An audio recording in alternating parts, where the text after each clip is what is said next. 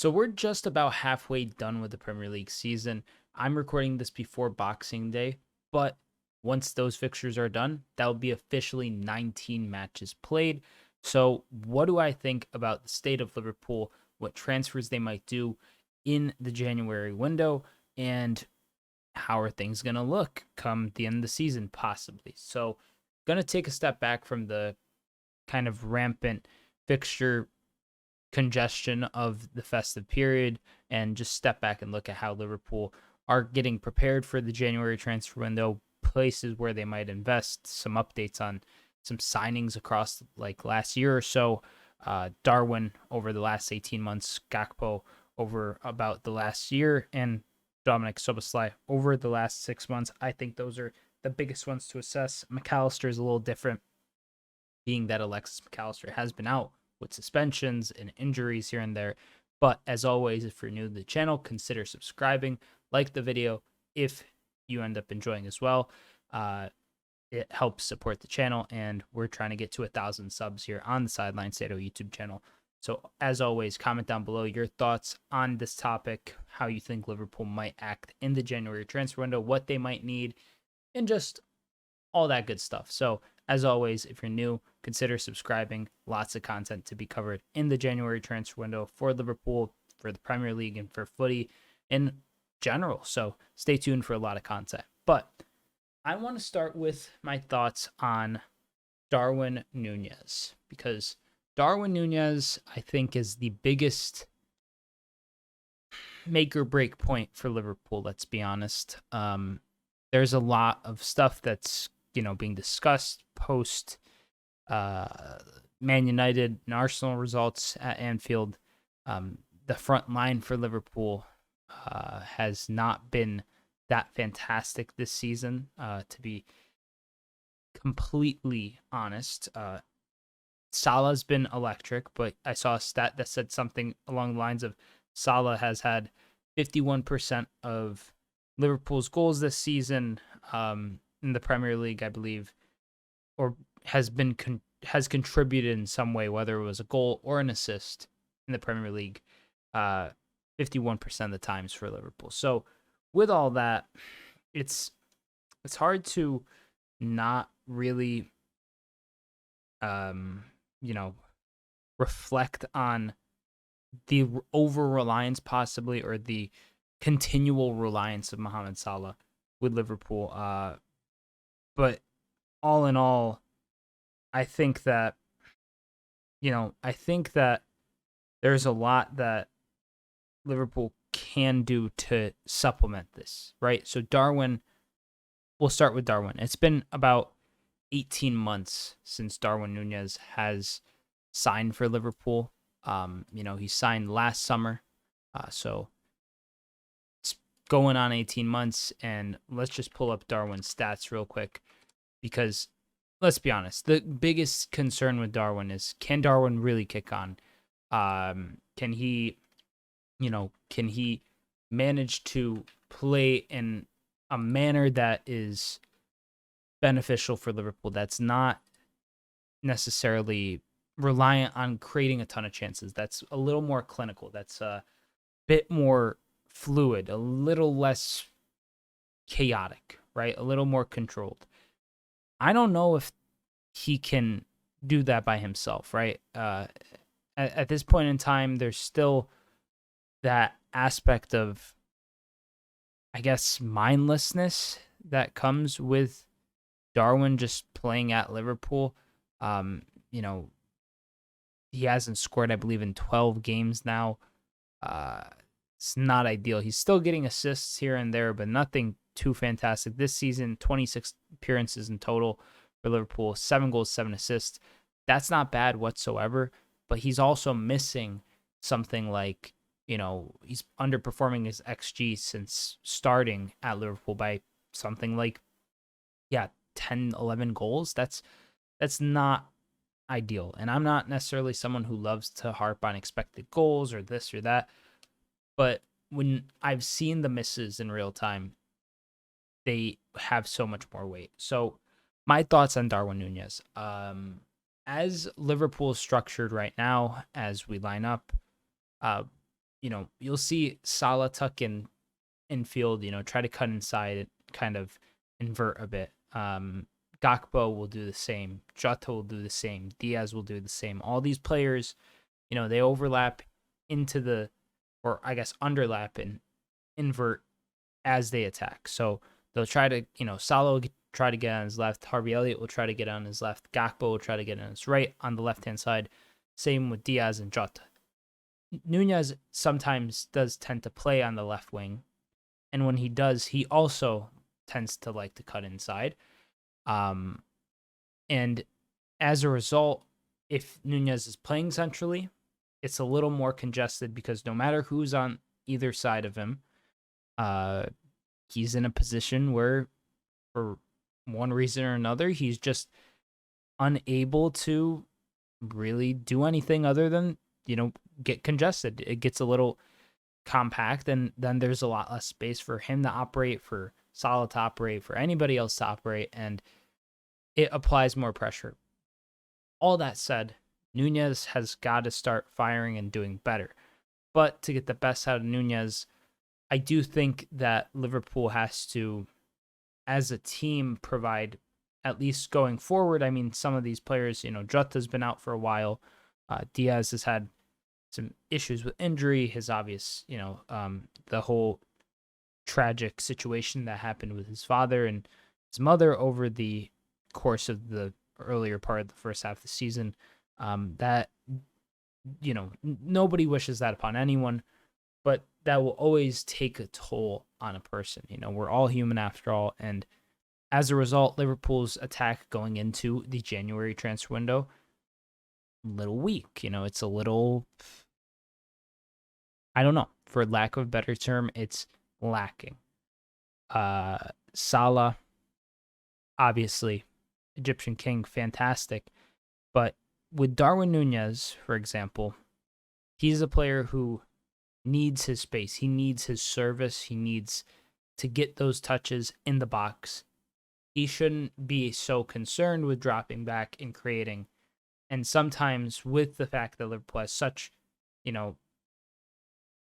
players on wings that will cut inside, maybe sometimes it's better to have wingers on, wide sets of the pitch that can just cross in the ball and that are a little more creative, as opposed to being,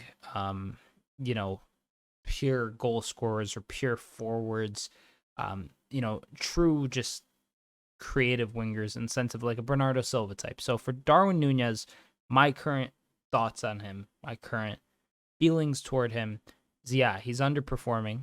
That goes without saying, but he still has a clear sense on him, even though he hasn't scored in so long and he's, going through a bit of a dry spell and a drought. I think that Darwin is a player that once it does click for him, he won't stop scoring. And there might be that odd miss every now and then, but I think as he asserts himself into this Liverpool side more and more, as he gets more chemistry with that front line, as Liverpool maybe rounds out the side with a few more transfers, things will look better for Darwin. And I think that the easiest way right now would be to play Gakpo through the middle and Darwin on the wing. Darwin on the left wing is given more space, more time to run in behind a fullback. He's got, I think, a bit more pace than Gakpo as well, so he could kind of bring in that charge. He's got that kind of acumen to, hug the byline, send in a cross, and sometimes even just play like a 1-2 with Gakpo, get on through and cut in and have a chance on goal, or play it towards Salah. Gakpo could kind of accompany that Bobby Firmino role a bit more. But in terms of signings, I don't have any names in particular who I think could get the best out of Darwin, but I think rounding out the side a bit more with maybe providing another option on the wing. I mean, obviously Harvey Elliott's fantastic and all of that, but Harvey has very much been a backup midfielder and kind of like a, he'll moonlight as a Salah replacement, but without having a clear-cut option to be that backup to Salah, on the right wing, being that, because effectively since Endo's there, and I love Endo, I rate Endo very well. I think he's a fantastic player, but excuse me, dry throat, my bad. But being that Endo is a specific type of defensive midfielder that he, maybe isn't, he's the true, maybe only out and out defensive mid that we have that's fit. Bajcetic isn't fit quite yet. Thiago is a slightly different profile of holding mid. And if he does play as a six, it's not necessarily in the same way that Endo plays as a six. So being that Liverpool doesn't have like a true destroyer backup to Endo, it forces, McAllister to play as a six a bit more. It forces Gravenberch maybe to have to play there, or Curtis Jones. Players that I think are far better in box-to-box settings, getting forward when they can, providing, kind of runs in. Those players haven't been able to really settle in, I think, in this current Liverpool 2.0 second go around with Klopp. So my solution really would be get some defensive cover, some defensive mid cover, and allow for the existing talent to just kind of gel a bit more in their more natural positions, as opposed to, trying to experiment with seeing how Gravenberch, for example, would play in the six, or having this Alexis McAllister experiment pilot thing that it hasn't necessarily been playing. He hasn't been playing poorly, but it clearly takes a toll on him a bit more physically. It clearly has a bit more responsibilities defensively that he has to attend to in that role. So all in all, the composition of the Liverpool lineup, I don't think is too far away from getting the most out of someone like Darwin.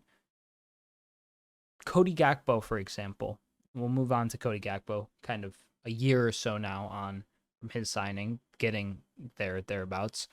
Gody Gakpo, the way I see him fitting into Liverpool is honestly like I feel like within a couple years he could be in a spot where he is totally versatile across the front line, maybe even playing on the right sometimes. I would love to see, if possible, and I think Harvey deserves to start on the right side of the attack several times while Salah is at AFCON. But being that Gody Gakpo is such a versatile player that he loves to send in a cross, he loves cutting in on that left-hand flank, sending in a kind of in-swinging cross with his right boot. Why not try something where, hey, you have, for example, Gody Gakpo on the right wing, you have Darwin in the middle, you have Diaz or Jota on the left. You could even maybe start Jota through the middle, Nunez on the left, Diaz on the left. But either way, Gody Gakpo could be sending in crosses to Darwin with his right boot constantly, kind of looking to cut in or maybe even just take it directly as a right winger. Little more just traditional winger in that aspect, but I think he'd do fantastic.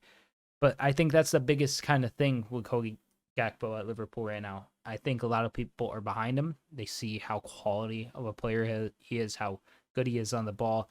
He's got some good decision making at several times, but he hasn't really been able to get that solid run in.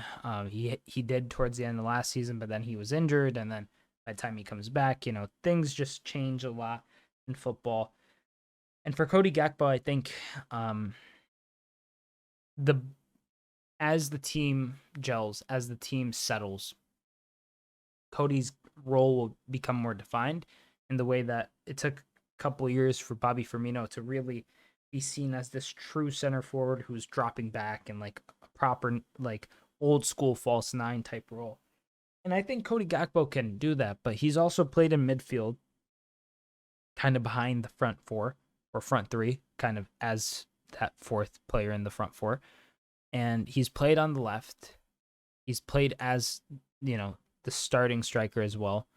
And I think I would love to see him on the right, if we aren't going to necessarily sign more wingers and more attackers. And if that is the case, I think that that kind of means by process of elimination, we need more midfield investment. And you might be like, well, we have McAllister, we have Gravenberg, we have Endo, we have Szoboszlai, who we'll get to right now. But as always, let me know what you think about Gody Gakpo and how you think he can evolve in this Liverpool setup. Do you think that him on the right wing is something that we can see in the future? That's kind of just the thought that I have generally. I think that as a player, he is incredibly technical. He provides a lot of versatility. He's got a fantastic shot. He seems like a leader on and off the pitch as well. So that's always good. And, Liverpool does kind of tend to put a huge emphasis on recruiting players like that. So that's great to see. But I love Gody Gakpo. I would love to see him grow in this Liverpool side into the best version of himself, really. And I'm really rooting for him. But I like Darwin, like Szoboszlai, as we're about to get into, like many other players in this Liverpool side. It feels like there's just one or two things that are missing to unify this side together. And I will probably have a video out on my more specific I guess estimations and guesses as to who Liverpool can be in for. There's, it's kind of airtight as of right now in terms of any concrete discussion. Some defenders, some fullbacks possibly, maybe even a defensive mid. I think defensive mid is still the most important place to invest because I think that's the most important position on the pitch regardless. And while Endo's great, he also, as some people may not be aware of, he has the Asian Cup of Nations early next year as well. So we're going to miss him for a bit. And, that he captains Japan. So it's not like he's going to miss that for anything. So I think more cover in defensive mid never hurts. Even with someone like Bajcetic, being that he is so young, I think if you and for me personally, I think Bajcetic is a player that we could see maybe play as more of like not just a 6, but like kind of like an 8 that has a very, very good defensive tool set to be able to, not only provide good, rhythm going forward, but to provide cover from counterattacks, provide, great counter pressing. I think he could be a phenomenal 8. And I don't think he should be ruled out as a 6, but Dominik Szoboszlai, really quickly, it's been about 6 months now or so, maybe 4 realistically, but half of a season with Dominik Szoboszlai. And something that I saw the other day was that in 2023, Szoboszlai's played, and he'll probably play the Burnley match. I think it's something like 65, 66 fixtures in all competitions, club and country. That is mental. He's the captain of Hungary, so he's obviously going to feature in many of those fixtures and play for a large part of them as he is their talisman. But I think that people need to just be less nervous about Szoboszlai. He has obviously not looked like himself in recent weeks, but he also, had to qualify for the Euros with Hungary. He accomplished that. That was probably a huge feat in and of itself for him, a huge kind of accomplishment and something that probably took a lot out of him emotionally. It's not easy coming to a Premier League side, especially one that has had its whole midfield just revamped in one season, losing its captain in the process, needing a new captain, whole transition period. You're coming in with a whole new midfield. And realistically, the only glue elements are 3 players that are youngsters, effectively, one of which hardly features. Jones, Elliott, and Bajcetic. They're all, I think, incredibly talented players, but they're all relatively young and still growing and not necessarily the finished products of what they will be. Szoboszlai has a world-class level of talent and capability, in my opinion, and I think that's clear for many people to see. Very technical player, very just kind of skillful through and through, and has aspects of being a world-class footballer that as he grows as a player, hopefully he expounds upon and grows through his game and stuff. But the biggest thing for me with Szoboszlai on the side is this ability to be able to rotate him sometimes, an ability to be able to not force him to always have to drop back, and for the other two midfielders to be able to provide more kind of in the way of pressing or more in the way of defensive solidity. So for him, I think being able to rely upon Harvey Elliott, Curtis Jones more often, being able to get them in the side, hopefully by Cedic coming back, can provide some cover for Endo as well. And then, later we could have more midfields throughout the season that have maybe by Cedic and Jones and Elliott taking the place of McAllister or a Szoboszlai and giving them big rests. Endo as well will probably want rests. So getting those guys more and more involved as the season progresses is important. And I think signing somebody realistically that is maybe the antithesis and the foil of a Dominik Szoboszlai is really what you would want. So someone who defends and has the same kind of solidity and structure that you would want from like a player like a Rodri or a Declan Rice or even Wataru Endo in many cases, that way that a true destroyer attacks the ball and keeps it from necessarily, keeps the counterattack from developing, keeps an attack from getting worse than it already is. Liverpool needs someone like that. I can't really think of anyone off the top of my head who checks all those boxes, who fits the age profile, because realistically, you would want someone who's younger than Endo, but way younger enough to where it doesn't feel like Endo's going to become an afterthought. You want Endo as like experience, but you want someone who's still got room to grow, but isn't maybe, say, young enough to where you feel you're going to make by Cedic feel like, well, do I have a spot in this side? Maybe someone that's a bit more, Joel Palhinha is someone that people have said a lot, or Joshua Kimmich. Two fantastic options, I think. I don't think Liverpool signed either. I think both of them do make maybe Endo feel like, well, why am I here? Kind of deal, but I don't think it has to be that way. I wouldn't necessarily sign either of them.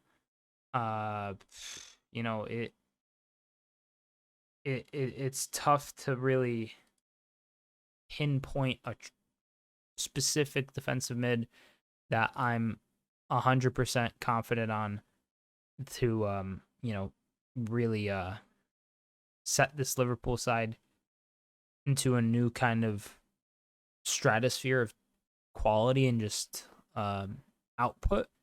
Joao Palhinha, very, very good type of profile of a player, that old school kind of Roy Keane-esque defensive mid, center mid that kind of just keeps people from doing anything, really. Palhinha, I think, is fantastic. Another player, honestly, how old is he, honestly? I don't even know if he would be the best. Oh, he's kind of old, yeah. No, I wouldn't. I was going to say Mario Lemina, but I didn't even realize he's 30.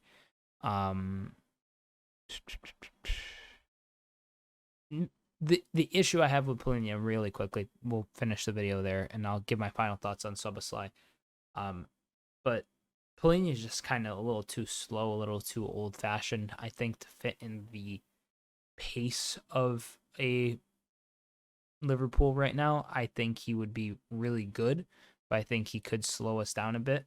But my thing with Szoboszlai, and the thing that I think can really help him settle in a bit more, is honestly, as I said, for Gakpo and for